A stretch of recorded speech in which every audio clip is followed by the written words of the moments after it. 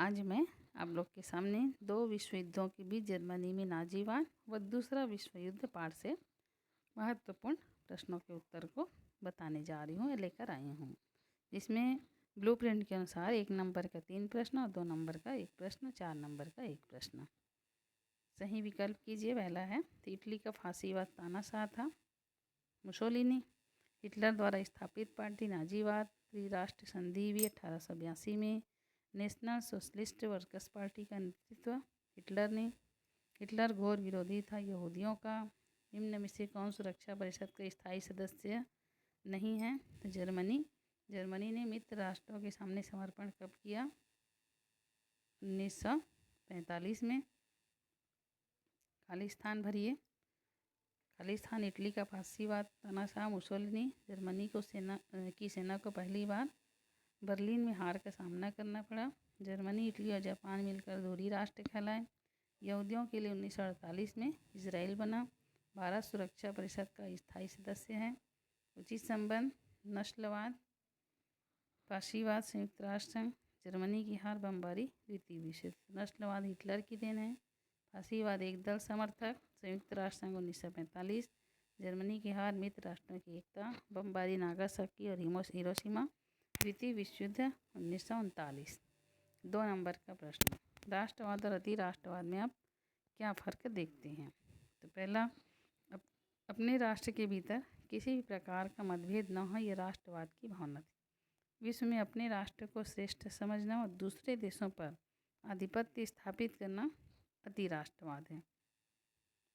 महिलाओं के प्रति फांसीवादियों का क्या विचार था? महिलाओं के प्रति फांसीवादियों के विचार असहिष्णुतापूर्ण था। महिलाओं को घर में रहकर बच्चे पैदा करना, बच्चे को इस तरह से पालना कि वो देश की रक्षा करने के लिए तैयार हो सके। हिटलर की विदेश नीति के 2 उद्देश्य। तो पहला, वर्साय की अपमानजनक संधि को समाप्त करना, जर्मनी की सीमाएं फैलाना तथा अपने खोए प्रांतों को वापस प्राप्त करना। जापान ने किन परिस्थितियों में आत्मसमर्पण किया? नागासाकी व हिरोशिमा पर जब अमेरिका के द्वारा बम गिराया गया और लाखों लोग मारे जाने के कारण जापान ने आत्मसमर्पण किया। अगर जर्मनी युद्ध में जीत जाता तो दुनिया पर उसका क्या प्रभाव पड़ता? यदि जर्मनी युद्ध जीत जाता तो विश्व में तानाशाही शासन व्यवस्था पर लोगों का विश्वास हो जाता। लोकतंत्र के जन्म के अवसर समाप्त हो जाती। एक व्यक्ति, एक दल, एक नेता की व्यवस्था को पनपने का अवसर मिलता। लोकतांत्रिक व्यवस्था के विकास के रास्ते बंद हो जाते। जर्मनी में हिटलर ने कौन सी पार्टी बनाई? तो हिटलर ने नाजी दल का गठन किया। मुसोलिनी ने इटली में कौन सी पार्टी बनाई? फांसीवाद पार्टी का गठन किया। फांसीवाद से क्या अभिप्राय है? फांसीवाद अंग्रेजी के फासिस्ट शब्द से बना है, जिसकी उत्पत्ति लैटिन भाषा के फैसियो शब्द से हुई है, जिसका अर्थ होता है लकड़ियों का बंडल, और कुल्हाड़ी, जो प्राचीन रोमन सरकार की एकता का, अनुशासन व शक्ति का प्रतीक माना जाता था। इस प्रकार फांसीवाद ऐसी विचारधारा जिसके मूल में एकता, अनुशासन व शक्ति का संचय है, जो एक आक्रामक राष्ट्रवाद को स्थापित करता है। हिटलर व मुसोलिनी की रैली में क्या समानता थी? तो हिटलर और मुसोलिनी की रैली में दोनों लोकतंत्र के कट्टर विरोधी थे, उसके विरोध में बोलते थे, और दोनों के आतंक से जनता भयभीत थी। जर्मनी की जीत का विश्व पर क्या प्रभाव पड़ता? तो विश्व में तानाशाह व्यवस्था स्थापित हो जाती। लोकतंत्र का हमेशा के लिए अंत हो जाता। इस सुरक्षा परिषद में किन्हें विशेष अधिकार है या वीटो पावर क्या है? सुरक्षा परिषद ने 5 देशों को, जिनमें अमेरिका, रूस, ब्रिटेन, फ्रांस, चीन, इनको विशेष अधिकार दिए गए हैं, अर्थात किसी विशेष मामलों में इन 5 देशों की सहमति आवश्यक है। इनमें से यदि किसी एक भी देश ने मत में भाग नहीं लिया या मत न के पक्ष में दे दिया तो वो लागू नहीं होगा। इसे ही इनका वीटो पावर माना जाता है। अब चलिए 4 नंबर का प्रश्न। तो पहला है, फांसीवाद के 4 लक्षणों को लिखिए। फांसीवाद के 4 लक्षण। फांसीवाद में एक व्यक्ति का शासन। फांसीवादी व्यवस्था में एक व्यक्ति या एक दल का शासन होता है। उदाहरण, इटली में मुसोलिनी व जर्मनी में हिटलर इसका उदाहरण है। वो दूसरे दलों को पनपने ही नहीं देते थे। हिटलर और मुसोलिनी ने समाजवादियों को या तो मार डाला या जेल में डाल दिया। फिर फांसीवाद निरंकुश शासन। फासीवाद में निरंकुश शासन होता है। वो जो बोलते हैं, जो करते हैं वही सही होता है। किसी व्यक्ति को न तो बोलने का अधिकार होता है, न उनकी नीतियों को विरोध करने का। उनका कोई जवाबदेह नहीं होता है। तीसरा है लोकतंत्र के विरोधी। फासीवाद लोकतंत्र के विरोधी थे। लोकतंत्र में समानता, स्वतंत्रता के अधिकारों को वे नहीं मानते थे। लोकतंत्र को सड़ती हुई लाश कहते थे। संसद को बातूनी लोगों की दुकान कहते थे। चौथा है सैनिक सेवा अनिवार्य। फासीवादी शासन में लोगों के लिए सैनिक शिक्षा अनिवार्य होता था। युवाओं को देश हित के लिए मरने मारने को तैयार रहने को कहा जाता था। फिर अति राष्ट्रवादी भावना। फासीवाद अपने देश को ही श्रेष्ठ समझते थे। हिटलर कहा करता था, नस्लों में जर्मन, भाषा में जर्मनी और राष्ट्र में जर्मनी विश्व में श्रेष्ठ है। ईश्वर ने उनको पृथ्वी पर शासन करने के लिए भेजा है। दूसरा प्रश्न है, इटली में मुसोलिनी के उत्कर्ष के 4 कारण लिखिए। तो इटली में मुसोलिनी के उत्कर्ष के प्रमुख कारण, पहला पेरिस शांति सम्मेलन। प्रथम विश्व युद्ध में इटली मित्र राष्ट्रों की ओर से लड़ा था। वह विजयी राष्ट्रों में था, परंतु पेरिस शांति सम्मेलन में उनकी उपेक्षा की गई।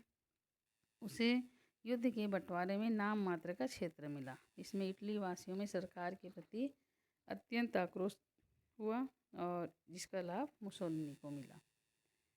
पेरिस शांति सम्मेलन मतलब वर्साय की संधि। दूसरा है आर्थिक असंतोष। प्रथम विश्व युद्ध में इटली ने लगभग 12 अरब डॉलर खर्च किया। युद्ध के बाद व्यवसाय कमज़ोर हो गया, महंगाई बढ़ गई, भूखमरी व बेरोजगारी छा गई। इसी समय फांसी दल ने आर्थिक समस्याओं को हल करने का वादा किया, जिससे जनता का आकर्षण उनकी ओर बढ़ा। फिर मुसोलिनी का व्यक्तित्व। ऐसे समय में जब देश की जनता निराश थी, इटली की सरकार भी समस्याओं को सुलझाने में असफल रही। राष्ट्रवादियों को मुसोलिनी जैसा नायक मिला, जिसने अपने भाषणों में स्पष्ट किया कि वह इटली को श्रेष्ठ राष्ट्र बना देगा। फिर तत्कालिक सरकार की उदासीनता। इटली में कृषक, मजदूर व औद्योगिक मजदूरों की गिरती हालत पर सरकार ने कोई ध्यान नहीं दिया, जिससे इस वर्ग के लोग अपने हित के लिए फासीवाद को समर्थन देने लगे। अगला प्रश्न, राष्ट्रवाद व अति राष्ट्रवाद में क्या अंतर है? तो राष्ट्रवाद, अति राष्ट्रवाद। राष्ट्रवाद एक सामान्य भावना है जो निश्चित भौगोलिक सीमा में रहते हैं। उनकी भाषा तथा संस्कृति आदि समान होती है और वे एकता के सूत्र में बंध जाते हैं। अति राष्ट्रवाद को उग्र रूप, राष्ट्रवाद का उग्र रूप है, जिसमें एक देश के लोग अपने ही देश को सर्वोच्च बनाना चाहते हैं तथा दूसरे देशों में अपना विस्तार करना चाहते हैं। दूसरा, राष्ट्रवाद अपने देश की विकास पर जोर देता है तथा अन्य राष्ट्र की भावनाओं और सीमाओं का भी सम्मान करता है। अति राष्ट्रवाद अपने ही राष्ट्र का विश्व में अपने ही राष्ट्र का आधिपत्य स्थापित करना चाहते हैं, जिसमें सैन्यवाद और युद्ध उन्माद पर जोर देते हैं। फिर तीसरा, राष्ट्रवाद से दूसरे देशों एवं लोकतंत्र, राजनीतिक दलों एवं संगठनों का विकास होता है। अति राष्ट्रवाद हिंसा और बलपूर्वक अन्य राजनीतिक दलों, संगठनों आदि को ध्वस्त करने में विश्वास रखते हैं। अति राष्ट्रवाद विश्व शांति के लिए खतरा है, जबकि राष्ट्रवाद में विश्व शांति को कोई खतरा नहीं होता है। फिर चौथा प्रश्न है, फासीवाद व लोकतांत्रिक उदारवाद में क्या अंतर है? तो पहला अंतर है, फासीवाद एक व्यक्ति के शासन तथा तानाशाह शासन में विश्वास करता है। लोकतंत्र उदारवाद में संवैधानिक शासन में विश्वास करता है। फासीवाद, इसमें चुनाव का कोई महत्व नहीं है। शासन का सर्वोच्च एक व्यक्ति होता है, वही सब निर्णय लेता है। लोकतांत्रिक उदारवाद में चुनाव के माध्यम से सरकार का गठन होता है। फासीवाद तानाशाह निरंकुश थे, वे किसी के प्रति जवाबदेह नहीं थे, जबकि लोकतांत्रिक उदारवादियों के अनुसार सरकार के प्रति उनकी जवाबदेही होती है। फिर चौथा, लोकतंत्र के घोर विरोधी होते हैं। फासीवाद एक दल का शासन होता है और उदारवादी लोकतंत्र के समर्थक होते हैं, बहुदलीय व्यवस्था का समर्थन करते हैं। अगला प्रश्न, हिटलर की विदेश नीति को समझाइए। हिटलर की विदेश नीति में उठाए गए कुछ कदम ऐसे थे जिसने दुनिया को विश्व युद्ध के दरवाजे पर खड़ा कर दिया। हिटलर की विदेश नीति के वे कदम जो विश्व युद्ध के कारण बने निम्नलिखित थे। पहला, रोम बर्लिन टोक्यो धुरी का निर्माण। जर्मनी के विरुद्ध इंग्लैंड, फ्रांस, रूस आदि देशों ने एक गुट बनाया था, परंतु उनमें आपसी मतभेद कायम थे। हिटलर ने अधिनायकवादी देशों का एक गुट बनाना चाहा। सबसे पहले उसने मुसोलिनी के कार्यों का समर्थन कर इटली को मित्र बनाया। इसके बाद रूस के शत्रु जापान से संधि स्थापित कर ली। इस प्रकार 1937 ईस्वी में रोम, बर्लिन, टोक्यो धुरी का निर्माण कर हिटलर ने तानाशाह का गठबंधन बनाया। फिर म्यूनिख समझौता।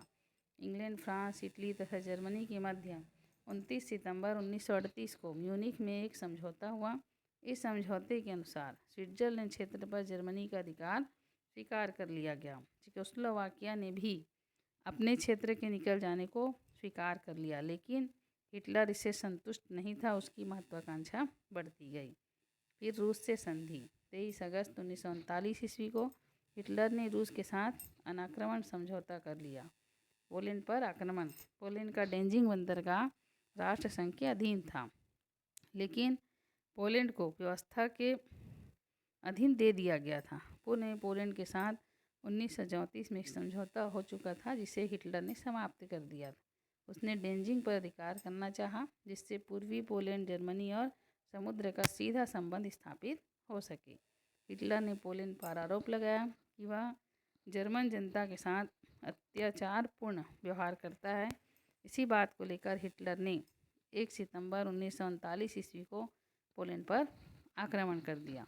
यह आक्रमण द्वितीय विश्व युद्ध का कारण बना। इस प्रकार हिटलर के द्वारा अपनी विदेश नीति के तहत उठाए गए उपयुक्त कारणों ने विश्व युद्ध की पृष्ठभूमि तैयार कर दी। इससे यह स्पष्ट है कि हिटलर की विदेश नीति ही द्वितीय विश्व युद्ध का कारण बनी। फिर द्वितीय विश्व युद्ध के कारण। 1 सितंबर 1939 को हिटलर ने पोलैंड पर आक्रमण किया और यहीं से द्वितीय विश्व युद्ध शुरू हुआ। तो इसके कारण पहला है वर्साई की संधि। जर्मनी के साथ जो वर्साई की संधि हुई थी वो बहुत अपमानजनक थी। यह संधि जर्मनी पर थोपी गई संधि थी, इसलिए जर्मनी इसका बदला लेने की तैयारी कर रहा था। फिर उग्र राष्ट्रवाद। प्रथम विश्व युद्ध के पश्चात इटली, जर्मनी तथा कई अन्य देशों में उग्र राष्ट्रवाद की शुरुआत हुई। इनमें अपने राष्ट्र को अन्य राष्ट्रों से श्रेष्ठ बताया गया। इससे भी युद्ध को शुरू करने में महत्वपूर्ण भूमिका निभाई। फिर नाजीवाद व फांसीवाद। हिटलर ने जर्मनी में नाजीवाद व इटली में मुसोलिनी के फांसीवाद शासन स्थापित करके अपनी महत्वाकांक्षा को जता दिया था। उनकी इसी महत्वाकांक्षा युद्ध का कारण बनी। चौथा है पोलैंड पर आक्रमण। हिटलर ने पोलैंड से डेंजिंग बंदरगाह पहुंचने के लिए रास्ता मांगा, परंतु पोलैंड ने मना कर दिया और हिटलर ने क्रोध में आकर पोलैंड पर आक्रमण कर दिया। यहीं से द्वितीय विश्व युद्ध की शुरुआत हुई और पूरा विश्व युद्ध चपेट में आ गया। इसमें एक प्रश्न और है, नहीं लिख पाई हूँ, उसको लिख लेंगे। द्वितीय विश्व युद्ध के क्या परिणाम हुए?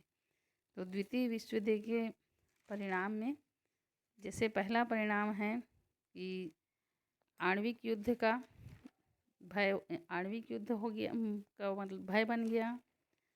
फिर उसके बाद संयुक्त राष्ट्र संघ की स्थापना हुई। ऐसा करके 4 परिणाम को निश्चित तौर पर इसको लिख लेंगे, क्योंकि ये भी थोड़ा महत्वपूर्ण प्रश्न है। या तो फिर जिसे आप लोग चाहें तो मैं लिख के पूरा डिटेल में दे दूँगी। चलिए मिलते हैं अगले वीडियो में, तब तक के लिए आज्ञा दीजिए। नमस्कार।